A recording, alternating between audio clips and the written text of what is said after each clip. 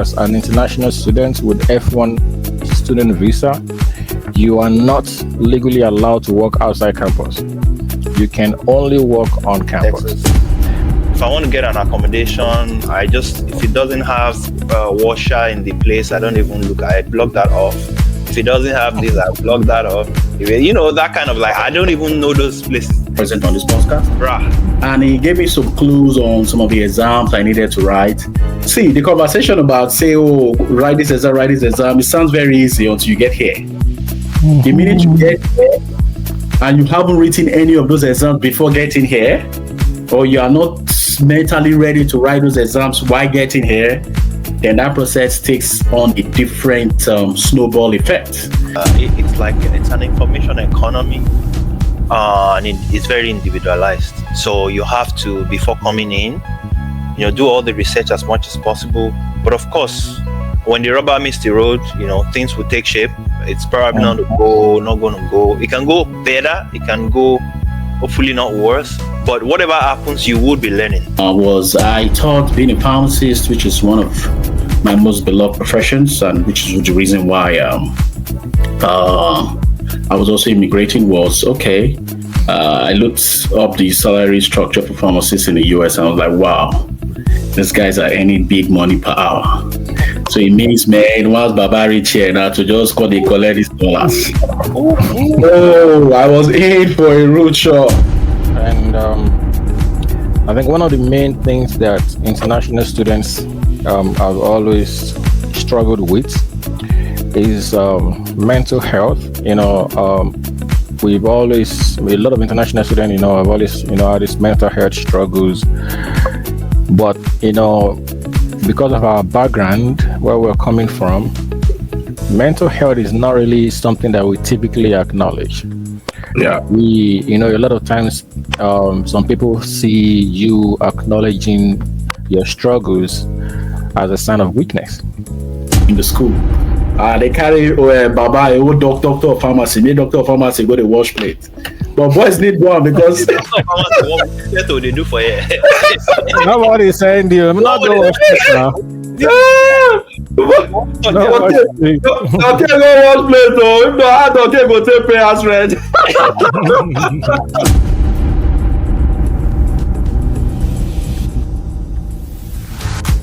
Welcome everybody again to another episode of the McBlaney podcast. We're happy to be here with you guys.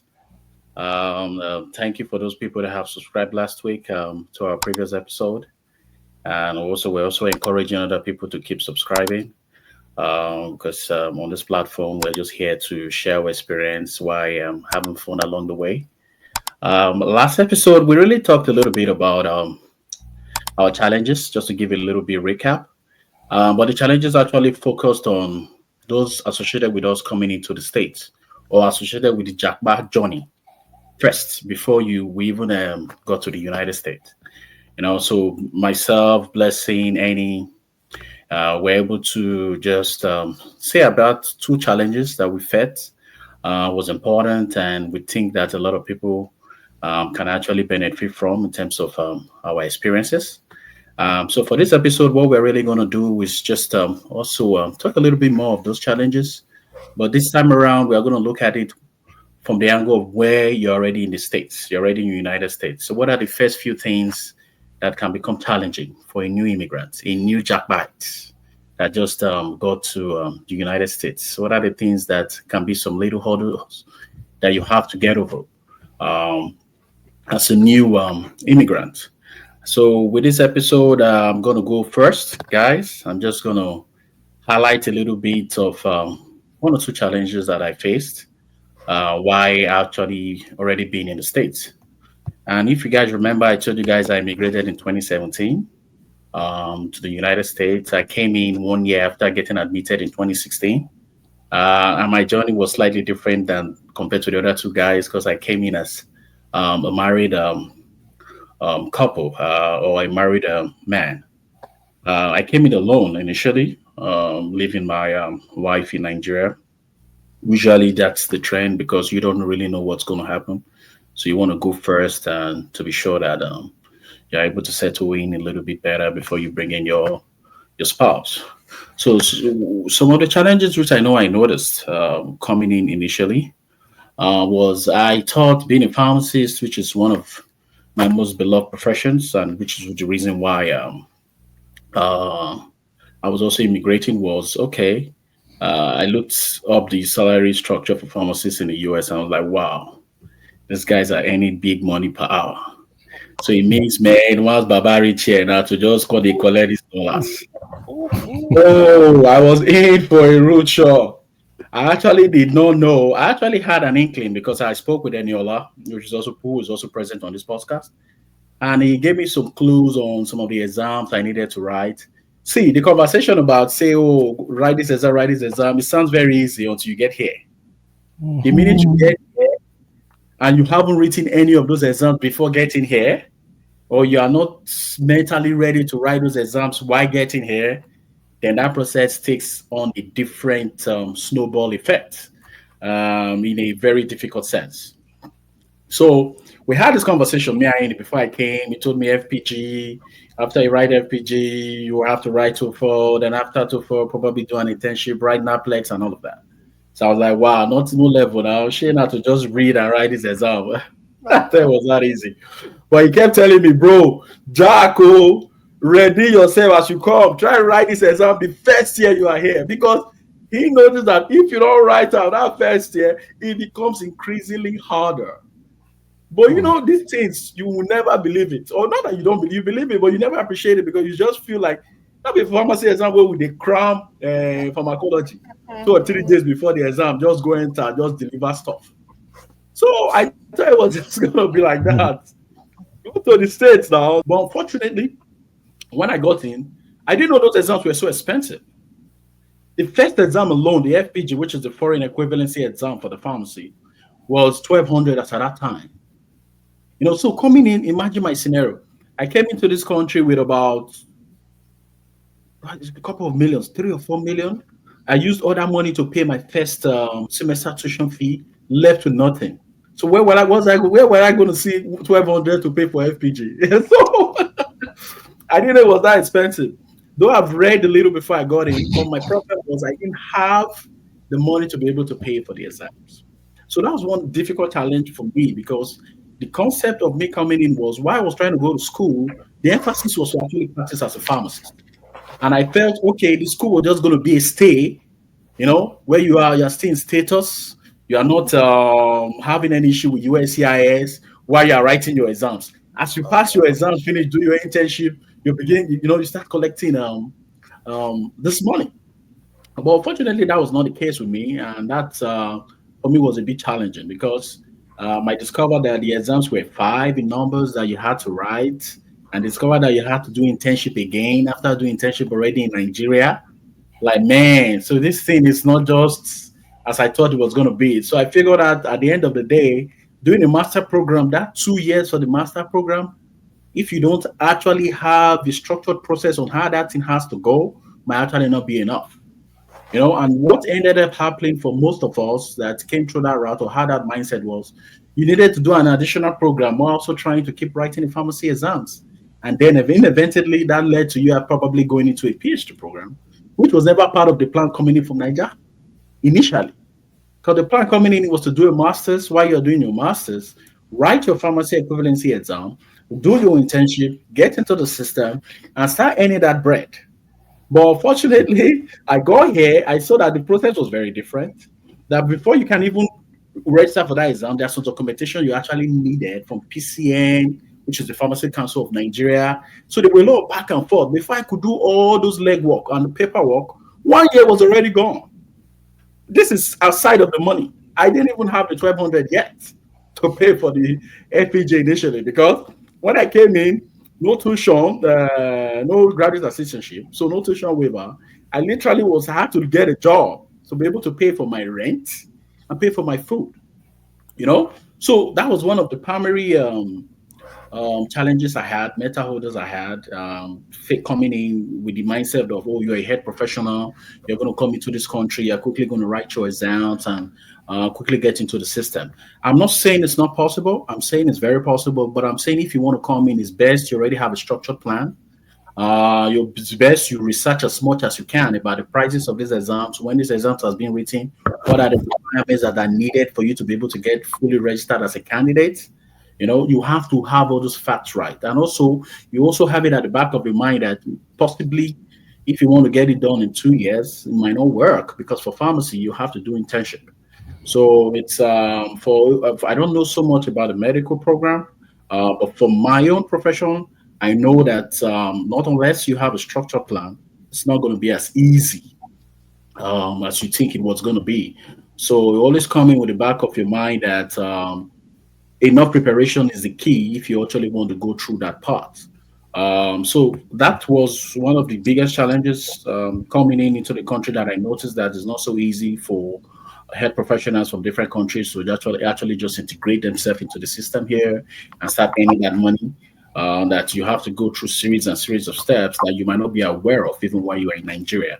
And on getting here, if you are not mentally ready or you don't have enough preparation, that can drastically not just significantly delay that process, but actually change your outlook in the sense that you might actually not end up practicing as a pharmacist in the United States, depending on eventually what happened.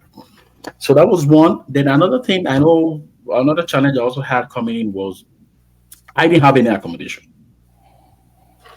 So some guys were smart enough to be able to pay for accommodation before they got here, right? And like make arrangements. Once they got here, they just paid. I two things affected me in that process. First of all, the money I brought in was used for my tuition, so I really didn't have enough to be able to rent an apartment. To be honest, so because renting an apartment here, usually they ask you to get 3 times whatever you earn. So let's say your rent is $700.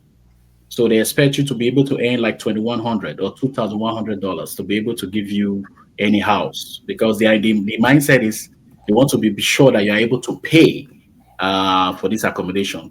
So I didn't have that kind of money. So I really just felt okay. Let's get in there first. You can't just sleep for road. No, let's sleep for road. No. So I said, let me get in there first. Once I get into the state, I'll figure it out. This Nigerian mentality now. You just tell yourself, nah, bro, once we reach there, we'll go rougher. Like nothing will happen. It happen.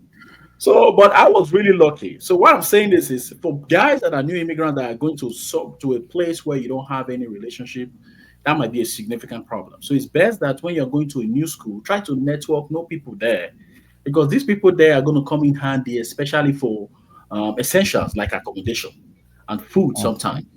Yeah. So I got into the States, no accommodation. I believe I took a plane to Atlanta. Then from Atlanta, I took a Greyhound bus to Savannah. And from Savannah, I think Blessing was the person that picked me up from Savannah to Statesboro, where You worry me when you just enter our country that year. yeah, now you set me up to fail. Now you can't say make I go enter bus. You were so I don't set person up. Anytime make I go take Greyhound bus. I don't know take Greyhound bus. Say Savannah even day after Statesboro. I drove through Statesboro to get to Savannah. That time we go work for you now. But but he gave me a logistics that was, But that's what I'm saying. You have to have relationships, guys. Just imagine that I didn't have any day and I didn't know Blessing. I got to Greyhound Park 12 a.m. at night.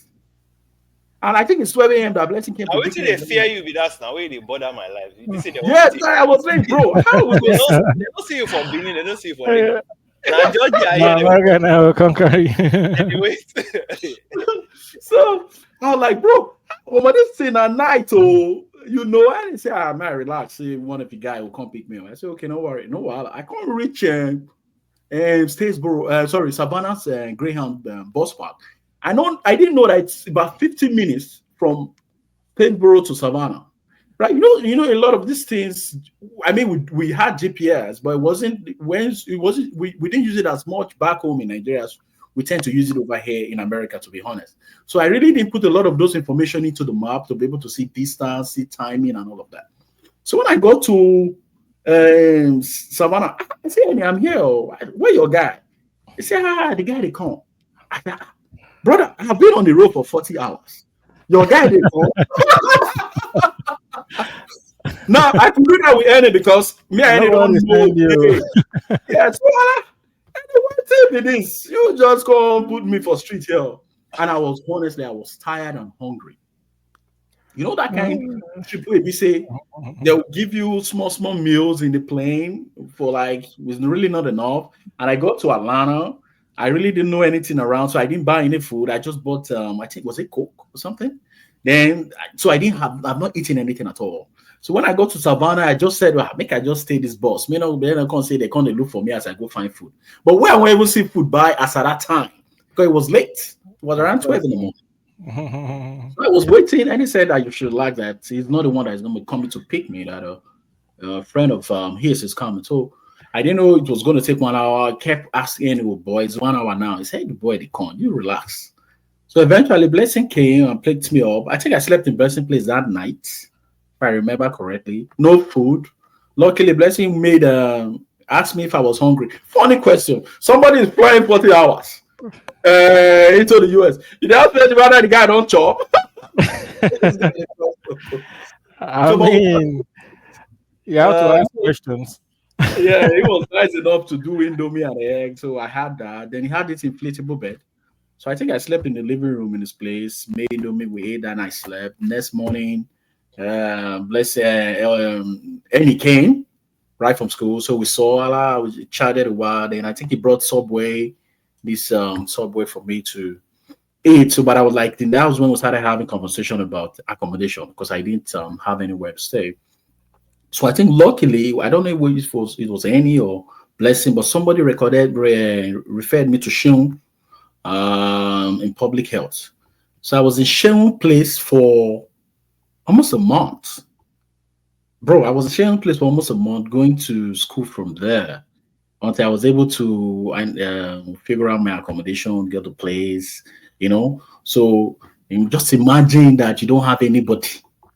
I mean, how will you even do it? Like, it's just crazy because I was the shellfish for a month.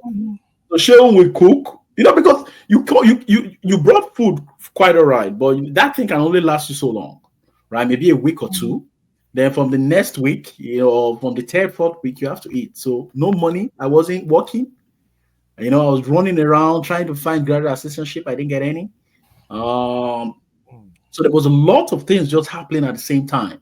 But I was lucky enough to get Sean to, keep me there in his place for over 4 weeks before I got a place at Renaissance, rented my own place in combination with three other Nigerians. Sean, Takbo, what's the last person now? And team. Great guys. So three guys that I had as roommate, we came together and just got that place at apartment 97, Renaissance. I never forgot. That was my first location in the United States. So just to give a brief summary, two major challenges that I noticed while I was in the state was the first one is coming in, trying to integrate. If you already have a profession and thinking you're just going to switch into that profession, it's not going to be as easy as you think it is. You'll need proper planning. You need to understand the system. You need to understand the things that are required. And you also have to come in with a lot of money. Let's just keep it simple. So if you have a lot of money, that process is easier. You can just pay for your exams, write them, pass. So it's easy because they write that exams once a year. So it means if you miss it for that year, it's in the next year. So that simply means if you don't have the funding for that year, it's give or take, it's 2 years Yeah, I think it's, they it's write it going on. twice a year. Earlier in Is the it year, twice? right? Okay, I see. Yeah, twice. But I mean, you can only meet it once because you're Yeah, coming into because the country. you missed the first Yeah, one. yeah, you already missed the first one. That's what I'm saying. So it's either you're meeting in one in November, or you're meeting in one maybe in February or March, I think.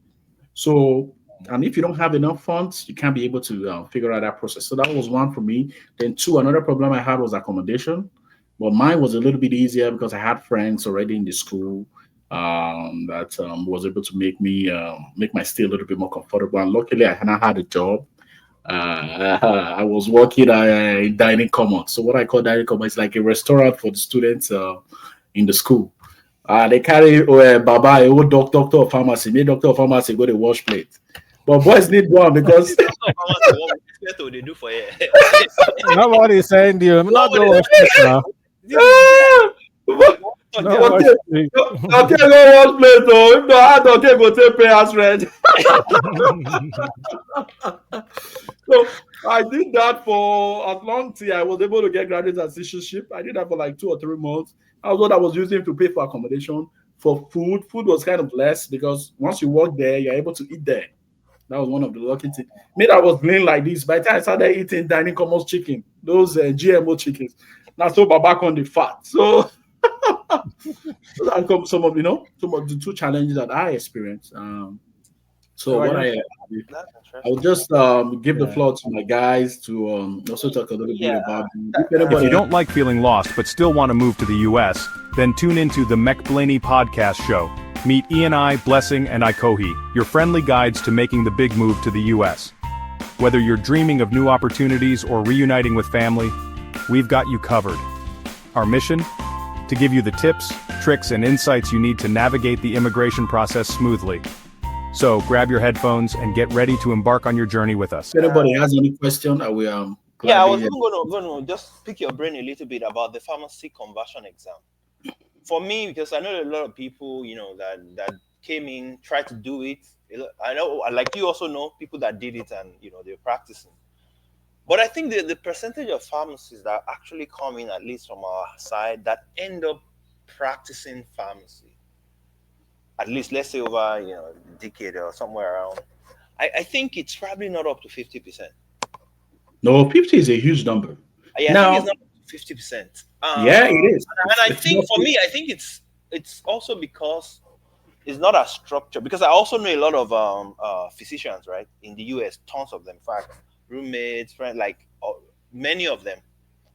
I think it's not as structured, the pharmacy exam, right?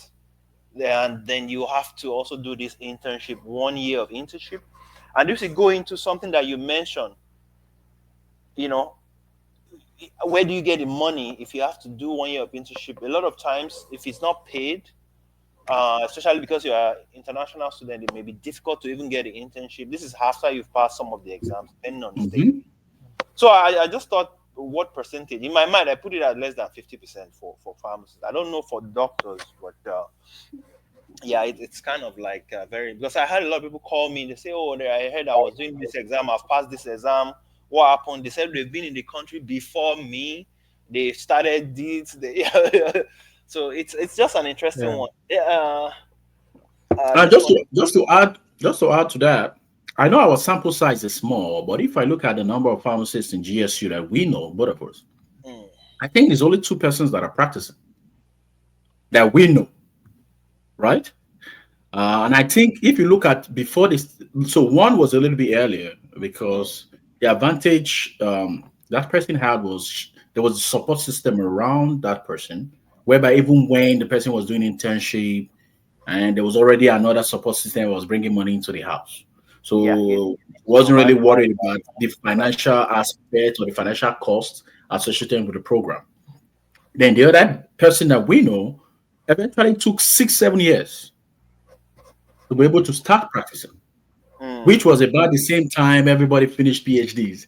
So yeah. you kind of like now look at it and say, well, at the end of the day, it's the same thing because when you're looking at the salary structure, if eventually you're going to end up with a PhD and it takes you 7 years to practice, you might as well just choose one of it. So that's my response to that. Yeah. A quick one. Did you switch from MPA to chemistry? I can't remember. Or you came in for chemistry straight. Oh yeah, yeah. So I came in for public health Oh, okay. initially. So this is actually also tied in with the money aspect, correct? You coming in with less funding and looking for money for accommodation and all of that. So I came in initially for public health, which was health policy, I believe. So the concentration was health policy. So I actually did a semester there. So I paid my first tuition for public health. So I did biostats, epidemiology, and all the required courses for the first semester. Now, what that happened along that line was I discovered it was a lot difficult to get graduate assistantship within the College of Public Health, Mhm. right? And though you could get it outside of the College of Public Health, especially in chemistry, your opportunities or your chances go down drastically if you are not a student of chemistry. So the guys in public health actually still get it, but they consider the guys that are students first.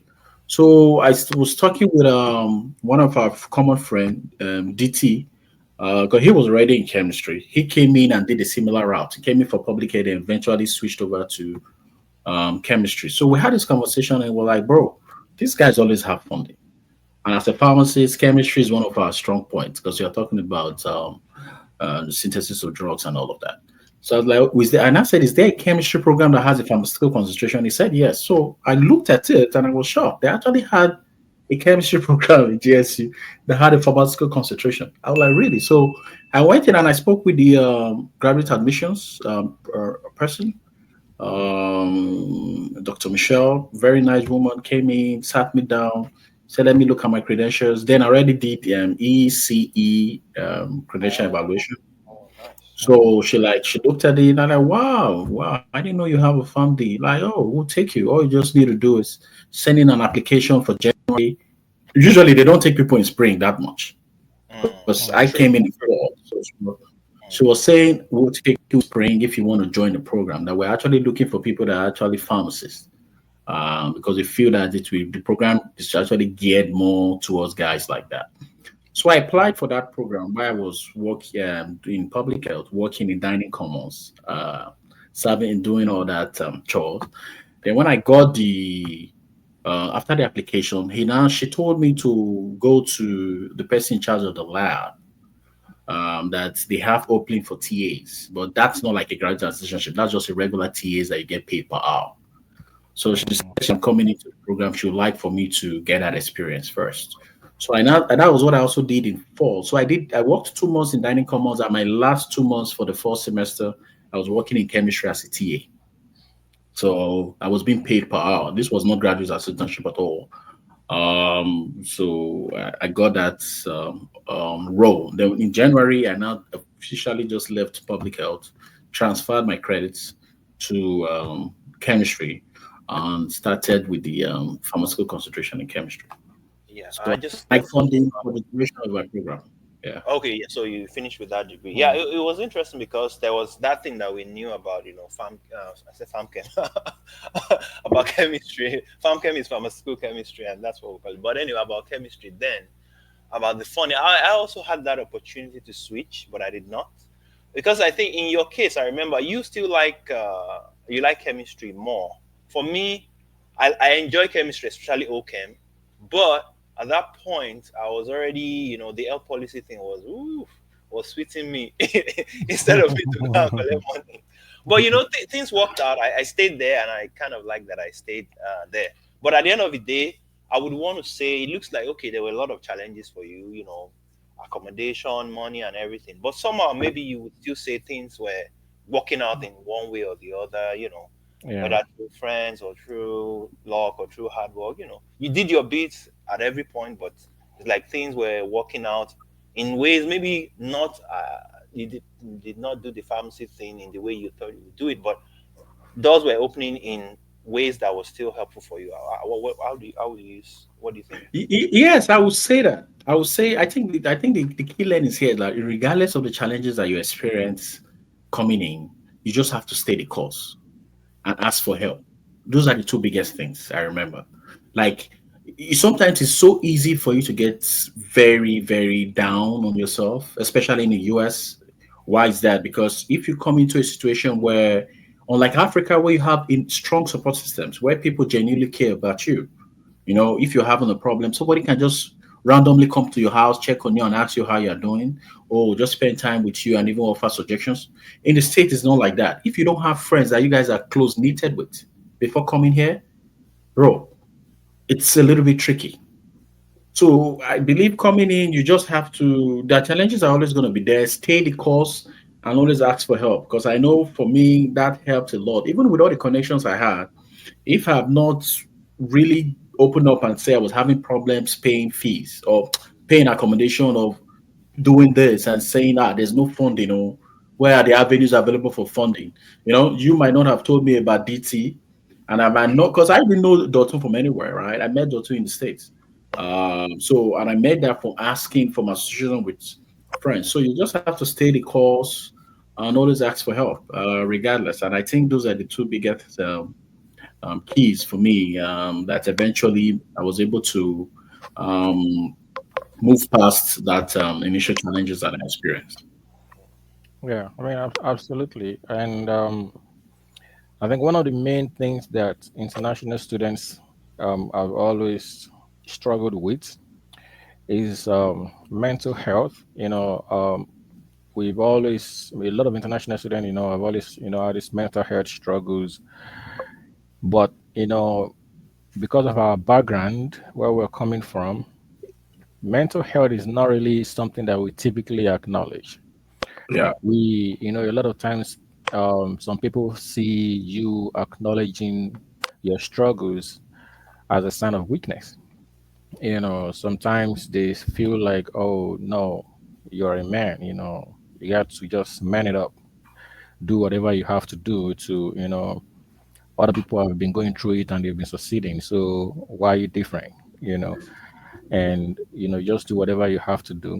And like you said, the support system can really, really help to, at least in a lot of ways, overcome that aspect of the challenge, although depending on how bad the mental health struggle is. And, you know, the pressure to succeed, financial worries, uncertainty about the future, all that, are things that have really, really contributed to, the mental health struggles, among international students and, perhaps international people, immigrants generally. Limited social connections, which you've definitely addressed here as well. I mean, some of the challenges I faced as well, are um, in a lot of ways connected to that too. Living costs.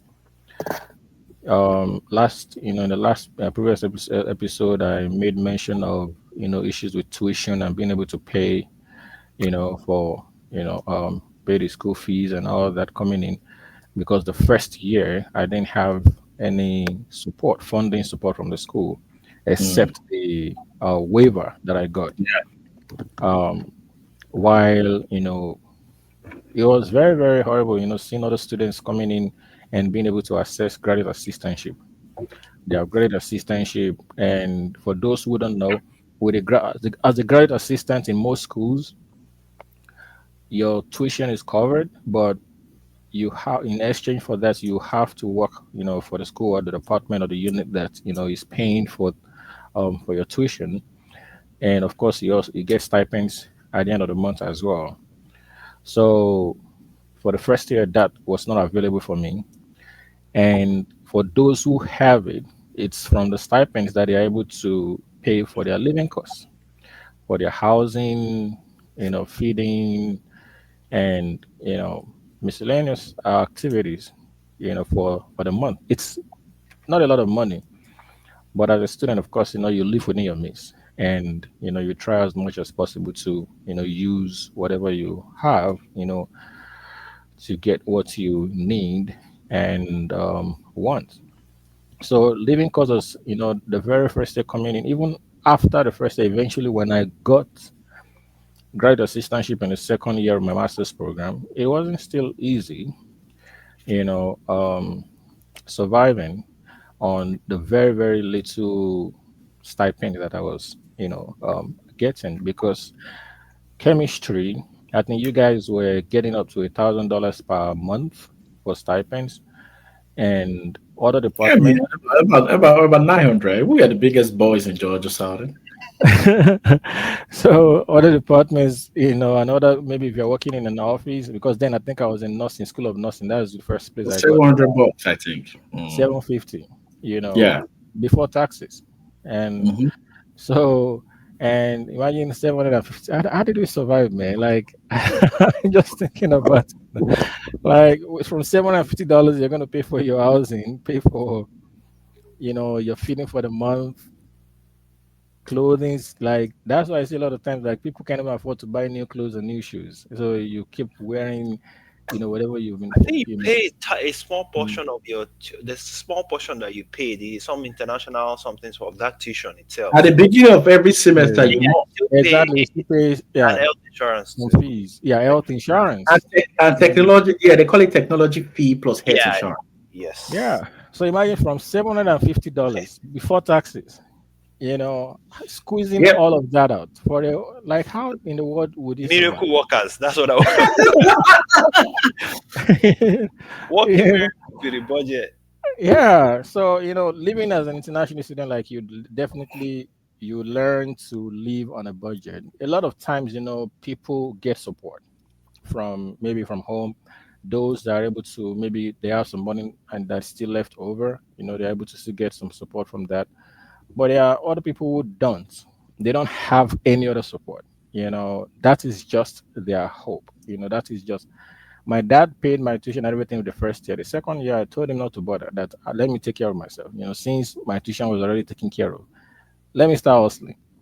And from then till I finished, he never paid anything again. You know, I think except one semester, I can't remember during when I was in my doctoral program.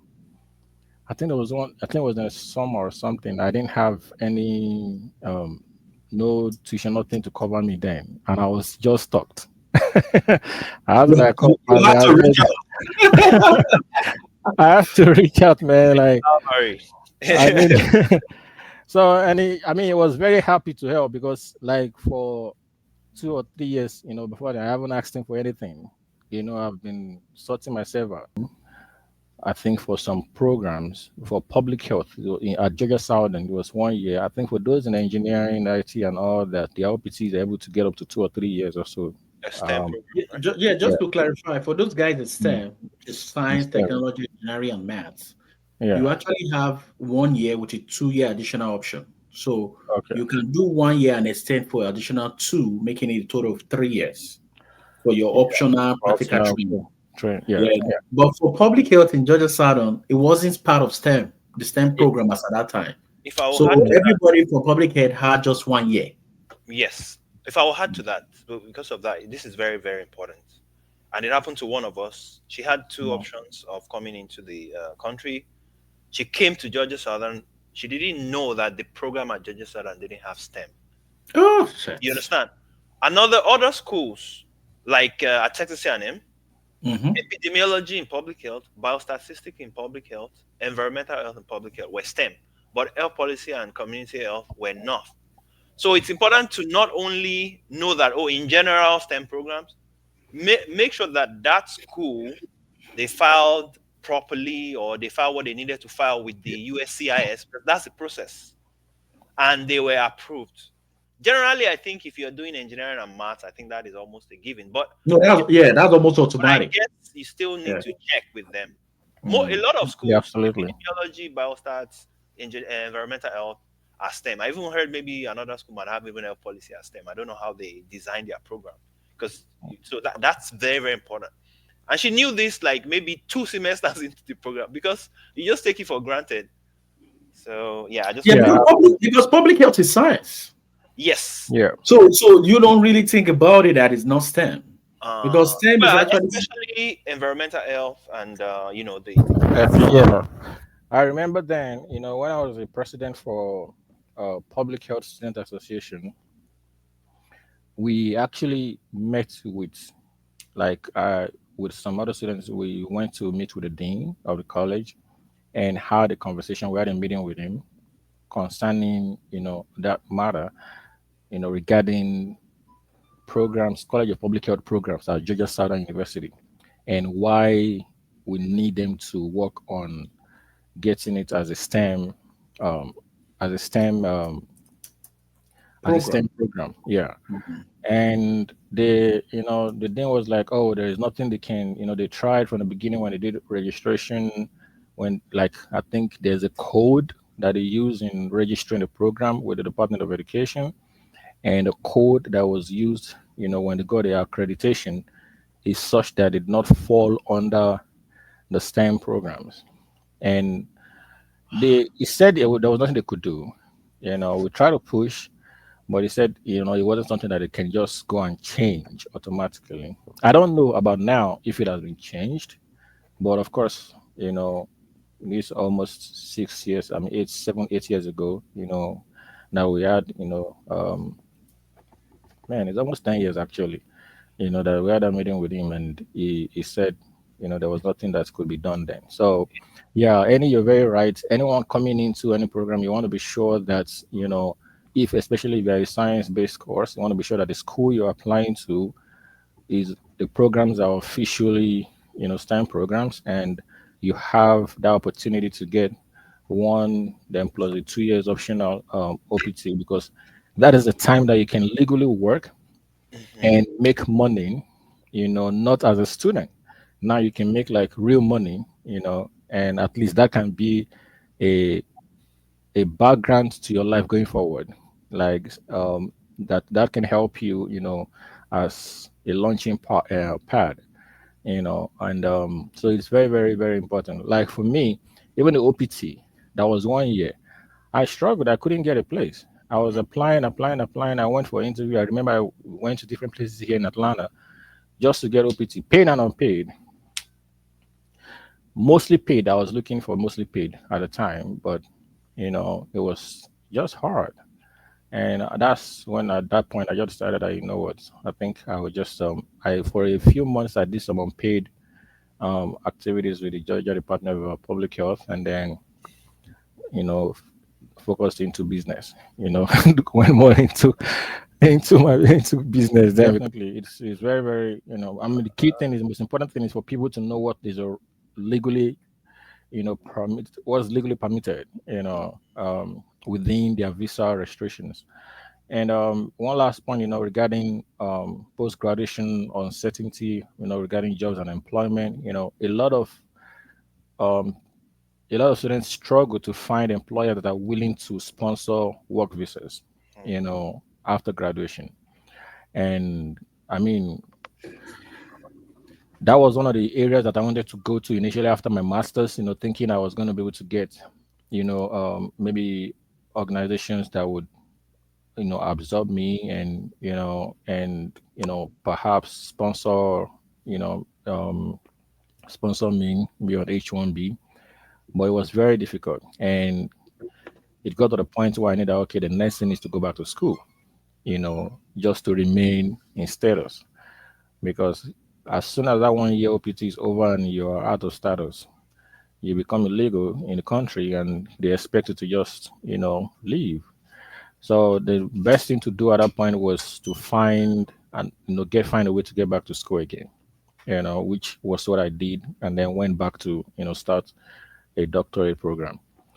Then so that's to wrap up my point. Then the last thing I wanted to point, that I wanted to talk about is the challenges relating to public transportation, and moving around. Now, that again comes down or ties to the location of, where your school is located.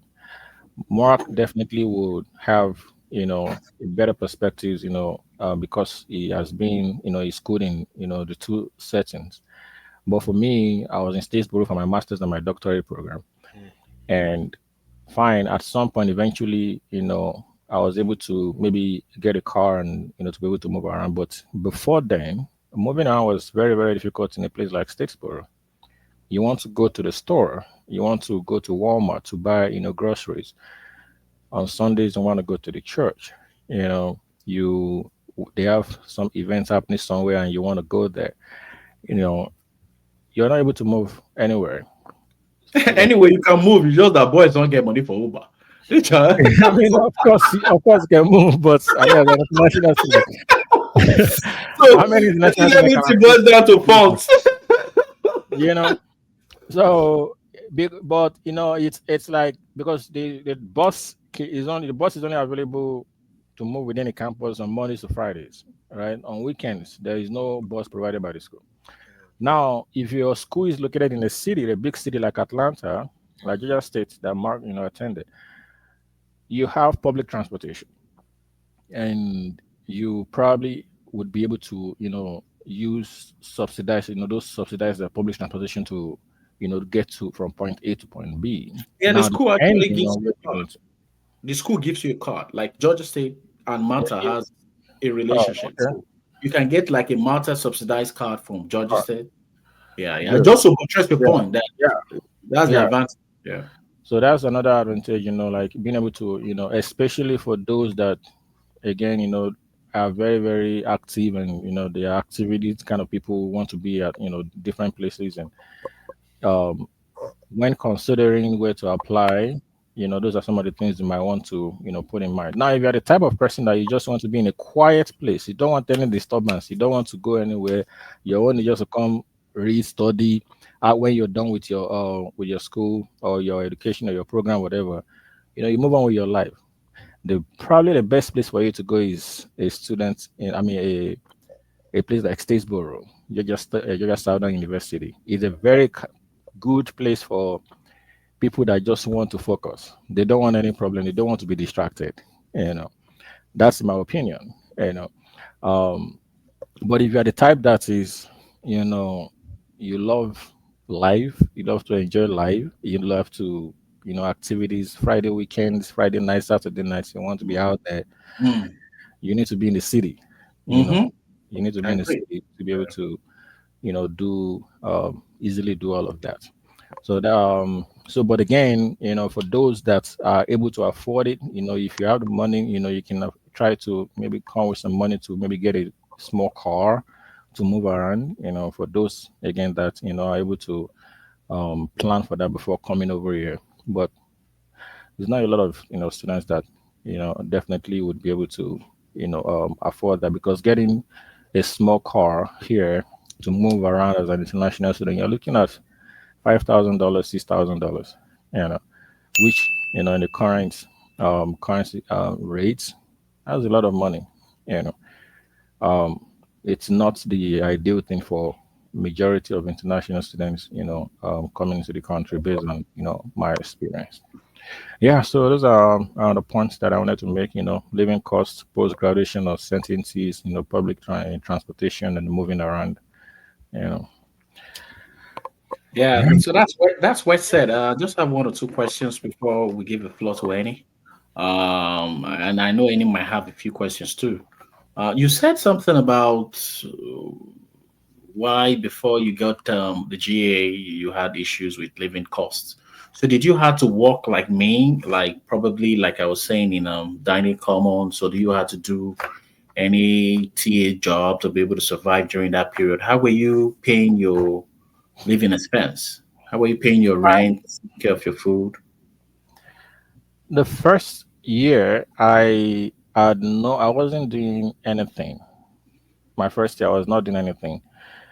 Um, during the summer, you know, within my first year, so that was between this fall semester. No, no, no. Actually, so I came in the fall, so fall then to spring. Yeah, I wasn't doing anything. It was during the summer after the spring, the summer between the first and the second year, that I got TA, like teaching assistants at the College of Science and Mathematics. But it wasn't in chemistry. It was not in chemistry. No. It was in physics. To to go and be TA for physics. You do physics for, Wow, for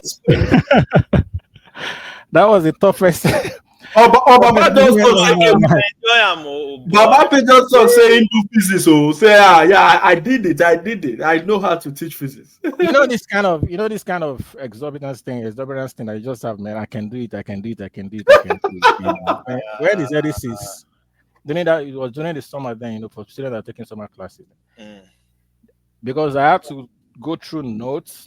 I had to, like, we had a lab. So before the class, I had to go through the lab, do this electrical things. I had no Probably, understanding. I had no, I probably, don't know what they're talking about. probably electromagnetism. Why did it? Imagine you like you have to go to the class and demonstrate how to connect all these things to. But the Uh, thing I had then, there was one of the students who was I think an engineering student then, you know, one of the Nigerian students was in his masters in engineering then. It was the one that I was always reaching out to before wow. every lab. I go My to him. goodness. I go to him before every lab. I'm like, bro, this is the next lab I have. I beg. Put me Yeah. through. Wow. Put me through this thing. So he will explain this whole thing to me and explain what I'm supposed to do. Mm. In fact, sometimes he actually goes with me to the lab because To he's set also it like up. he's also a GA to prepare and do some. Mm. And then I had like a co-TA who was even an undergrad, but she was like a senior, you Mm. know, and she has gone through many of these. She has done a lot of Labs these already, things. Yeah. yeah. So I was very humble and I was very straightforward to her. Like, look, see, I'm here. This is where I am at this point. You understand? My main job here is to mark. I'm gonna grade, right? But when it comes to demonstration and all that, you will just be, You handle it. that and all Mm. that. You handle that. I mean, for my she didn't say, okay, no problem. This and that. She don't see me. I don't know. Say the Mhm. Ah, my wife they push me and give her. Bale just to protect himself. A whole Bale of state guru. Bruh, like But that, but that, wait, that. Still life.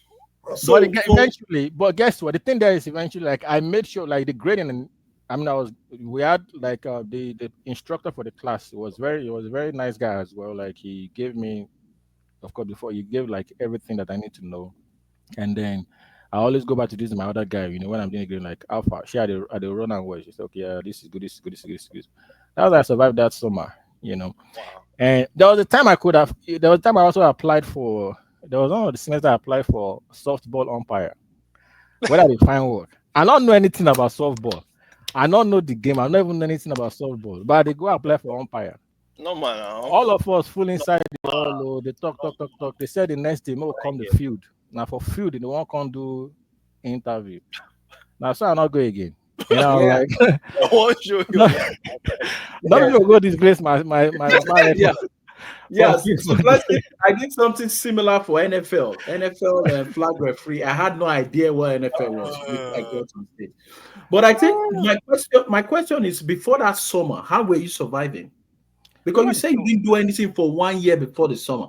Yeah, I So mean I what was were you just saving money to pay rent surviving. and food? My dad was the one that Oh, so I just want us to establish that. Okay, so for the first 1 year before the summer you got a TA, you were getting yeah, support from home. Okay, good. I was just getting support from That, home. that was my question. I just wanted to understand because for me, the way I could survive it was I had to get a job in dining commons Yeah. right off the bat when I joined. But you said you were still having support from home, and okay. Yeah, So I I'll mean, leave the floor to but, you. and I had some money saved, coming in, but of course, but a large part of the support came from my parents. But of course, like you said, when you come in, your money runs out very fast. Whatever the Very- amount of money that you save, no matter how many million you think It's you have, never enough, bro. it It's runs never out Never very enough. fast. Yeah. even though the So, exchange rate was not too crazy then, but it's just never enough. Like yeah, you're yeah, going to exhaust it like this. Maybe Mm-hmm. first week, maybe first month, max 3 months or something like that. But yeah, yeah, interesting conversation. I think we already kind of discussed some of the questions I have in a way of discussion with Blessing. So I'll just move on to some of the challenges. You guys already mentioned some. I'm not going to talk about the pharmacy conversion, trying to get accommodation. I think in my case, one of the interesting one that happened to me was already living in the states and then moving states. If you're relocating between states, so We are talking after finishing your program. yes. Now, after finishing your master's, trying to get to a PhD, living Yeah, you yeah, yeah. I mean, just like, yeah, that, and even whenever you move states, it's kind of like it's very different, when you have to go to another state and live there, especially if there are states that are not, otherwise they're not in the same region, right? Northeast and south, Well, when I was in Georgia, Texas, if I want to get an accommodation, if it doesn't have washer in the place, I don't even look. I block that off. If it doesn't have this, I block that off. You know, that kind of like, I don't even know those places exist. Bruh. When I moved to Boston. Don't just bother. Bruh. It wasn't, the rent was times 5 to start with. And they didn't have the washer and all those, you know, all those Dryers. I used to Institute. say Yeah. it has to have, it has to have. And these folks were still telling me, I got a job, right? I was going to start. They were still telling me to bring a guarantor. You understand what I'm telling you? I get a job. In fact, the place I wanted to rent was 10 minutes walk to the workplace. They still tell me to bring guarantor. They didn't see your appointment letter. Right, they see that side is a like the shock was, you know, like that's what I'm saying. You're already in the country, you feel like, oh, I don't date US now. I don't, you know. So you don't settle in. Yeah. These things, bruh. You don't really know these things. Yeah, That's no, weird. You also have to, like you said, you also have to get that, you know, 3 months or whatever, you know. Now, 3 months when you're paying 500 is different than 3 months when you're paying 2,000. Yeah. You know, 2,500, as the case may be. So those are some of the things that begin to creep in, right? So accommodation, like when you're first getting in, is the problem. Even sometimes when you have to change state, even when you've already been in the country, can still be a challenge. In fact, as a matter of fact, let me tell you, for that place, I got an agent to rent a house. You Not got to an buy agent? not to buy a house. Oh, this guy. But why did you use apartment.com? We will go use those things, bruh. Now, so those are some of the things that are different. When I was coming, someone say, maybe make I check. He use this agent. I always said he use this agent. Maybe make I say, why me? Would they use agent? Meanwhile, they find out people they move come. They say, and I mean help them. Look, I said, why me go there? I don't check, you know, do all those things. But at the end of the day, I still had to go with the agent, you know. I checked some of the places I searched. I told him, he added it, you know, he asked some questions, you know. We ended up deciding, but I'm just telling you, that's kind of, it's norm. It's like, okay, that's how it works kind of in that place. They can actually help you get some better deals, as the case may be, even though there's the apartment.com and all those. So that's how it works. Even when I was going to leave, an agent would call me that they want to come with someone that wants to rent the place. So it's you see how it is. So those can be some of Wait, is this just Boston? I think it's probably northeast. I don't know, because you know, maybe New York might have this. You know, these places that are a little maybe things just very friendly, and things houses expensive and all that kind of stuff. So yes, that I just thought I would make, because it's not something you would have ever thought of. Like, you know, I'm already here. It's just maybe if I want to buy a house, then I would use an agent. Not when I want to rent a house, but bruh, is it? So that's something. And yeah, that was the other thing was, I mean, it's kind of culture shock in that way, right? These are just small things that, you know, begin to shock you when you move, even when you're already inside the country, you know. So but wait, so it not go shock you coming from Lagos now. Will you use agent for Lagos? No. I mean, I'm just saying, in terms of, for me to, you wouldn't. Yeah, well, he's been in the US for a while, right? so You've been around. You, like you say, go on apartment.com. There's no apartment.com in Lagos now. Maybe now, but then there wasn't, right? Yeah, sure. So those are some of the nuances, right? And these people also know the lay of the land. You can tell them, you can discuss things better with someone that lives there in these places, you know.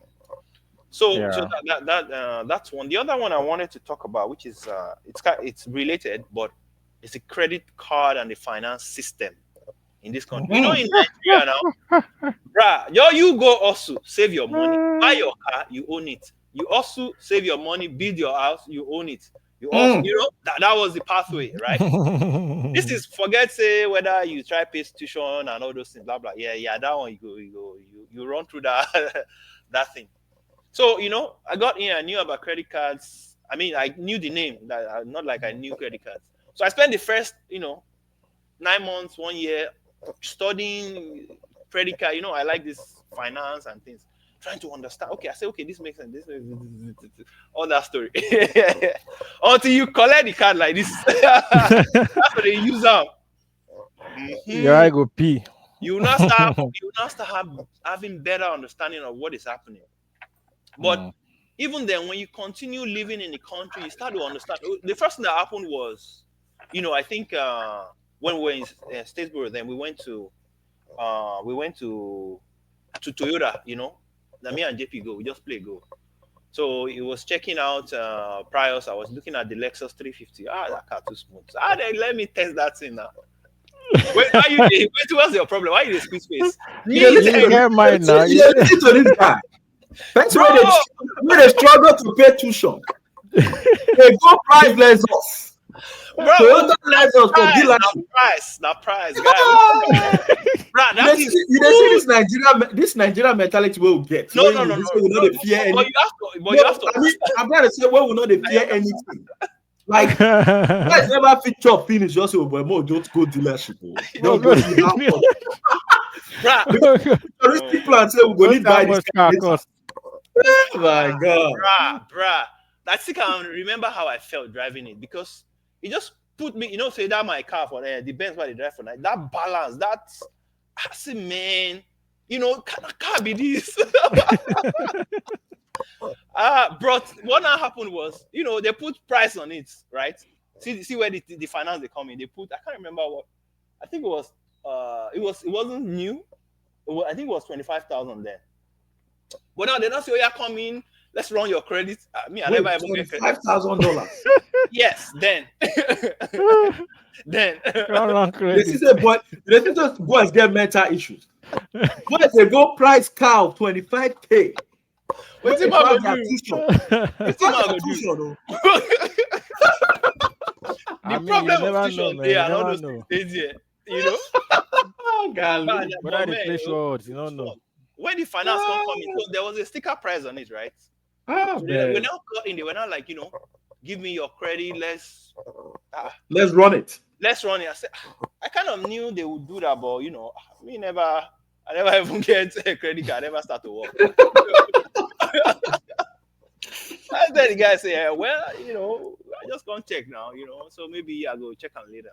So the guy not even bother himself now. At that point, the guy try push small. At least the guy do, Yeah. are you gonna when do you think you can get it? When can I? I remind the guy. I like the guy. Did his work. Despite I told him that, and I think Georgia Southern always make me feel like that. Like people just kind of understand on average compared to most places that Statesboro area. So I can't remember if JP had or whatever. Anyway, price. So what I now noticed is then you see someone. I noticed that the price of the car is not the price of the car. It is you that will determine the price of the car. Different from Nigeria, the car is 2.5 million. That is it. At that time, it is 3 million. You negotiate, maybe they drop you small 100, 200. That was it. But here, you will determine the price of the car. What do I mean? Your score, your credit, your all those things would actually, if you understand, even though there's the 25K you want to pay, at the end No, of I the don't. day, I don't think so. no, Yeah, that would understand determine what the I'm trying to interest rate understand you're it. going to pay. The What do you interest rate say? you're going to That pay. would depend. Yes, That, the no, interest that rate. interest- that's what that that's ties what to the total cost of the car. sorry, I think the proper word is cost. That's what I mean. That's what I mean. Yes, So because it's not yeah, there's not you who is buying the car is irrelevant in Nigeria. yes. It's irrelevant. Just drop my 5 million. Yeah, because in Nigeria we pay cash. And We that's don't what do. I'm saying. We don't do part payments. Financing. That system, Yeah. you start understanding it. So you have someone, so that's the first lesson. You determine the cost of the car. Don't let me say the price, the cost. It is you. So that price that they put on top, 25K, the car might end up being 30, 35, or whatever it is. So that you will end up paying. So you have to figure that out at the back of your mind. It's not like you see a price on the car and that's what you're paying. So and that bleeds into every other thing, right? That interest rate system, that system where you start finding out if you finish paying your credit at the end of the month. If you don't, Discover card for students. It helps a lot of it's helped a lot of people in this life. It brings you in small gradually.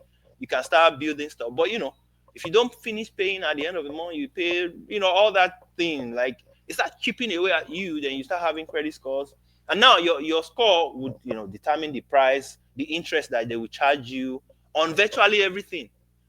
And if you run afoul, if you are having trouble financially on one thing, you're probably going to have trouble financially on everything. You're going to pay more for it. That's how it works.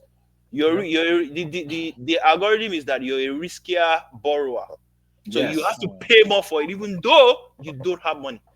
You see how you Yep. see Yep. and that is what it is. That is the system. So it's important that you start, take that finance seriously, so that you don't end up working and just giving away all the money, because it happens systemically. It's very easy. There's Venmo, there's buy this, there's come and pay for this. Come and buy this couch now. You pay in 12 months. Come and buy this. You pay in. So it was, I pay attention to that. But at the end of the day, like you didn't start working yet. You're still a student. There's how much can you really make? How can you balance things? I think that being in the system, and it's a continual challenge. The more you are in the country, you want to do more things. You want to buy a house. You eventually get to buy a car. Maybe you buy a new one. Maybe you buy the one that someone is already using. That you also have to decide. People have bought the one that someone was using, then they just kept giving them problem. Now they bought the car for, I don't know, 3,000. Now they spent another 3,000 to fix the car over a short period of time. They're like, what is going on? At some point, the car was not even taking them where they were going. This has happened. They were going and the thing stopped, was not working. The person said, okay, you know what? I'll just go to the dealership. I've been in this country for a while. Those are decisions that you kind of have to make. I met someone too. I think she bought a RAV4, and for like I think 7 years she bought it new. She was doing that. She was a nurse, so she just bought it new at that point. And all she ever did was change oil. She's never done any. As at that point that I met her, that we were talking, it was just change oil. So the cost is kind of like you have to be thinking about these things. What can I afford now? What makes sense for me to afford now? And how will it impact me going forward? Like, you need to really it's like you continuously do that every time, right? So that portion of the finances, learning how, the credit system works. How can you use it to your advantage, given your circumstance? One thing you also mentioned is getting the money to write these exams. I know someone that is a doctor now. Of course, he had some support, but like blessing, that support had to stop at some point for whatever reason. I think whatever. Now, so what he relied on, but at that point he already was able to build something, like get the credit, all that kind of stuff. They just focused on borrowing money to run the entire package. Because for him, he wanted to just get it done at a certain point, or else At a certain time. life was going to end. That was his way, and I appreciate him for that. But he was able to use that. I think when we estimated it, it must have cost around 40K thereabout. Between these are not costs that you see, and it happens over time.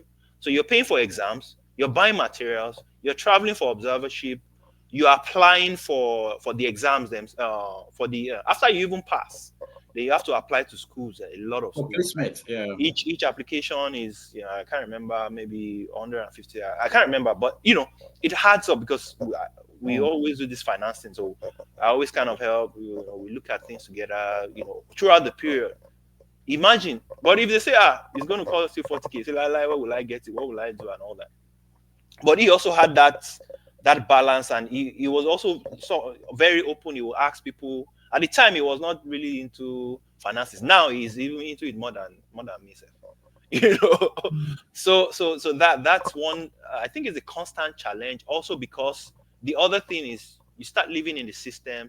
In Nigeria, health insurance, it's out of pocket. It's tough, right? It's out of pocket. You have to have your money, But here, there's health insurance, right? But the health insurance too, you kind of, if you are young, you're not up to 65 or less than 5, you have to, it's mostly going to be your employer that would provide that for you. If your employer doesn't provide it, or if you don't have a job, that means you don't have health insurance. That like overall, just to, or covered under your parent. Yeah. You could be covered under your parent. But what I'm just saying, the system just understanding how all these things work together and what implication it might have for you. I There was one of our friends there. I think he was having stomach ache. He even had health insurance. This is going into the cost of care. He was having stomach pain overnight. He had to call. He was alone. Had to call ambulance. This was, I think, this was maybe 2014 or so. Why you not try go to the hospital? It call He ambulance. won't die now. What's your problem? He won't die. Ambulance now 1500. You That, that light. Boom, boom, boom, boom. Now, So if they talk ambulance at 15. Did you know how much the guy was charged at the end of? They discharged him that night. They took him here. It was $6,000. no, but me, I know say ambulance alone. Now 1500. Because, What because I don't get let me experience. tell you, this person also knows this thing. This is the problem. This is the problem, right? The problem was he felt he was going to die, and he was alone, and he didn't. It's just like I know. No, but I understand, Sha. Your health comes first. Yeah. So these are some things that now you have to make a decision. Do I call ambulance? Am I going to be okay? If you have someone, that's cool. If you're not, all this kind of in Nigeria, most likely you go enter the hospital. We did the hospital now. Three go beg, fight, do. If you're lucky, you meet some people that can say yeah. But you have to pay the money before you go. We won't discharge you yourself. You pay that money. Say, doctor, please. Please come and help us to beg there. And me, please help us. No. Who do you want to beg? How? Yeah, So, the system is very highly automated. yeah. I mean, just to add to what you said on the credit card thing, before we leave that, I don't know if you have other challenges you want to add. Now, an answer would be, since there's so many challenges with it, maybe I'll just do away with the credit card. No, you can't do away with it. I think the key learning here is this, because you see that credit history is tied to everything in this country. Now, the best way around it would have been to do nothing with it. Just come in, earn your money, use a debit card, and so that you're not owing anybody, but it doesn't work like that. Now, if you don't have a credit history, you can't be able to do a lot of stuff. It becomes difficult for you to get a house. It becomes difficult for you to do a business, because there's something called business credit, And I think Blessing is in a better position to also tell us that. So the idea of, I know there's a lot of challenges with financial planning around the credit card thing, but I think, like any you said, you need it, but what you need to do is do not spend what you cannot pay back. That's my philosophy, right? So if at the end of the month, right, you say, okay, this is what I want to do, so don't spend above your means. If you are going to spend money at all from the credit card, except for that your friend, his case is exceptional because he just wanted to get his exams done and within a time frame. But we don't recommend that for everybody, because not everybody might have the financial discipline to be able to. He probably could call the cover if he needed to. Yes, because he knew he had the support anyway. If he needs to clean certain things up, he can. That is a doctor too. So yeah. So if you don't have that option, don't even do that. Don't try to just tap all those, because those bills can be very daunting. We've had people that had personal experiences very close to us that, credit cards messed up, calls messed up, difficult for you to do anything in this country because you don't have the right credit score. You can't even get a loan. You can't even. It affects every single thing, because once you want to rent a new place, they also look into your score, right? And that will determine how much you pay as guarantee. Do you know that? Yeah, jobs, they do that now. So there's a fee that you pay when credit. Okay, actually, yeah, that's true there. Because I remember even federal, I think that even if you're trying to get a job within the federal government that will require security clearance, part of security clearance, sometimes depending on the level of clearance, is your credit score. They want to check it. So they want to see how, like you say, how disciplined, because it's a way to measure how maybe disciplined you are with money. Yes, it's a which a lot of times is, fine, it could be a very good way, but again, for people coming in without the knowledge or the education of how credit system works, like you said, you already messed up, for you get a credit card, you just apply, you get this is like free money. It looks like free money to you.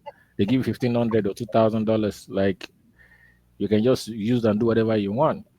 but you don't know that okay, you are expected to pay back this money. Anything you use, you are expected to pay it back. You know, as like within a particular period. You don't know how to check your statement dates. You need to know okay, what date are they reporting? You know, your statement, your credit company reports. You know, your how much your balance is to credit bureaus. How much are you paying in interest? How much balance you have to depending on how much.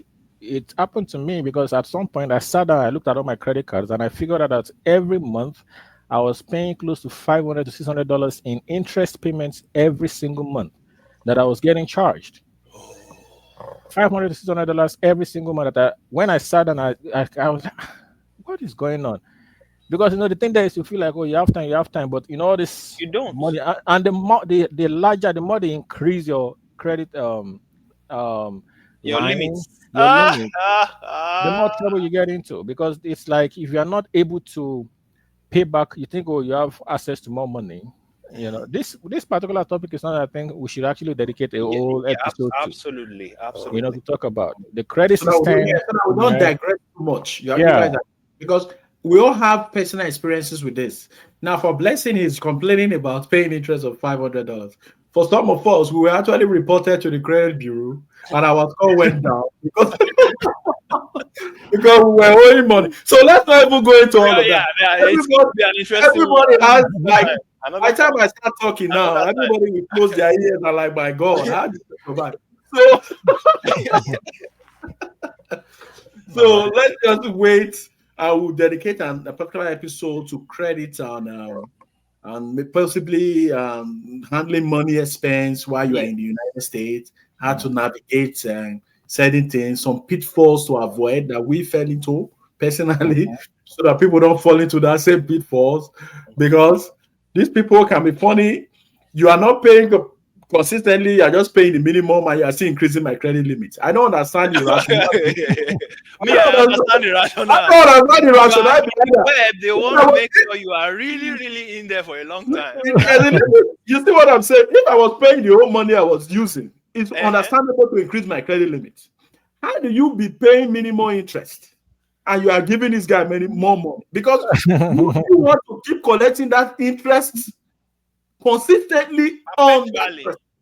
So it's a lot of financial intelligence. If not, you are going to run into a big mess. Mm. So I just Yeah. wanted to leave it out there. So, and if you have any other thing you want to chip in terms of Yeah, challenges, I think those were the two main ones. The other one okay. I think I was just going to add is when we talk about these challenges, they don't wait for each other, right? There's the credit Mm. system, but then your stay in the system, you always have to keep a eye on it. You know, Yeah, you have to be yeah. able to be legal to get a job, to go to school, to make sure the credit, everything keeps. Yeah, Mhm. but that's I think we'll look at it together. But those were the two main things that I wanted to talk Mm. about. I think yeah, so it's a great conversation and it's really interesting. Some of how these things play out. Some some things ahead of it, but when you start doing it, it's still very tough. You're like, how much more could I have learned? Because for me, even when I before I told you I spent about a year learning about credit cards before I started doing it. If I was planning, maybe it's possible I don't even take a credit card, maybe. Mm. But what I figured later, yeah, there are ways that people can do it. I mean, now it's much more difficult now because people are moving away from. They've been moving away over the years from paper things. For example, they can underwrite your mortgage with paper. But the problem that happens with that now is there are institutions that when they formed them recently. They never even tried paper at all. So that institution, any house that is under them that they would be able to, then you can't get from them. They There's don't no just do paper. paperwork. Yeah, They yeah. just don't. Mm. So it's like with those old institutions, maybe one or two or three of them that still know someone that knows how to do it. So or you have your money, so those are some of the, yeah, so that's something I just wanted to mention. So it's a pretty interesting, I think Yeah, overall it also exposes you to living that life on a daily basis, trying to make sure ends meet and things are flowing across different aspects of life, finances, career, spiritual, family. yeah. Maybe another thing we didn't talk is how some of these things impact your life decisions. At some point, you're looking to settle Yep. down, but this is also happening. You don't have a job, you don't have a state, and you don't have credit. Then you're like, do I fix that first? Or the person I'm talking with, do they really understand all those things starts to become the dynamics becomes things that you need to Yeah, you need you everything. need to manage. I Yeah, think we would get to discuss Yeah. more of that eventually. absolutely, Yeah, this absolutely. was this was really nice. This was really nice, and I think it's been a very interesting conversation. Just like you and Blessing have mentioned, and well, luckily everybody was able to have the time to mention one or two challenges. Either it was connected to living expense, or what I was connected to moving from one state to the other, how it can be very different, even if you've been in the United States for a long time, or whether it's connected to credit facilities, or whether it's connected to some of the mental challenges or hurdles you have to be able to overcome as a health professional, with the mentality coming in that you're coming in and you're going to continue along the path of your dream, which in most cases you can come to this country and it's going to be very different. But the key thing I think that cuts across all three things is we have to persevere. You have to keep at it. You Hmm. have to stay focused. The biggest drawback in this country is if you come into this country and you don't come in with a solid foundation, you can get lost quickly. So what do I mean is there's a lot of distractions all around you. Very unlike back home, where the distractions might be there, but because you have so many pillars of support around you, when these distractions actually happen, there's always somebody to reel you back in and let you know that, bro, this is what we're trying to do. In Mhm. the United States, it's very different because of the focus on the individual. So if you don't have your individual foundation locked in, and this is Yeah, what you're trying to accomplish or what you're trying to do, I can tell you categorically you are possibly going to be lost in a sea of impossibilities or possibilities and lose track of whatever directions that you actually had before actually coming in. So that's just to summarize. And also, if any guys, you guys have anything you want to Yeah, also I chip think I in? would just say maybe another way to summarize it is it's like it's an information economy, and it's very individualized. So you have to, before coming in, do all the research as much as possible. But of course, when the rubber meets the road, things will take shape. It's probably mm, not going to go. It can go better. It can go, hopefully not worse. But whatever happens, you would be learning. yeah, First day in till how many years in, you would be learning. And I think Yes. that exposure to it also is good, to experience a different kind of life or different ways of doing things, because the traveling in itself, it's an education, just by itself, how you can see how people do things mhm, maybe differently. You can have different orientation, maybe also leverage things, arbitrage between what you knew and what is happening in front of you. But overall, the information is an information system and is very, very individualized. So you have a lot of work to do, and it doesn't really stop. yeah, absolutely, Agreed. absolutely. Agreed. Yeah, well, I don't have much, to say, and then, just um, to thank our listeners and thank our, viewers, and hopefully we've been able to help you answer some of the questions that you have, always had, and hopefully we've also helped to solve some problems, that's you've currently facing at the moment, maybe as an person, as someone intending to come in, or somebody already in the country going through the same process. We want to hear from you. We want to get you, want you to engage us, with questions, suggestions, and also, share your experiences as well. For those of you who have had similar experiences, please feel free to share your experiences in the comment section, depending on the platform that you're using to listen to these. And we really would love to hear from you. And we know a lot of others will, love to learn from your own experiences as well. So, well, thank you again for this particular episode. Much appreciated. Yeah, thank you very much. Bye, everyone. See you guys. All right. So hopefully till next week again, where we come up with another exciting topic and we're able to share our experience with you. Appreciate you for listening, and also always remember to subscribe. So we're going to have way more content on the way. So guys, take it easy, man. Bye. Bye bye.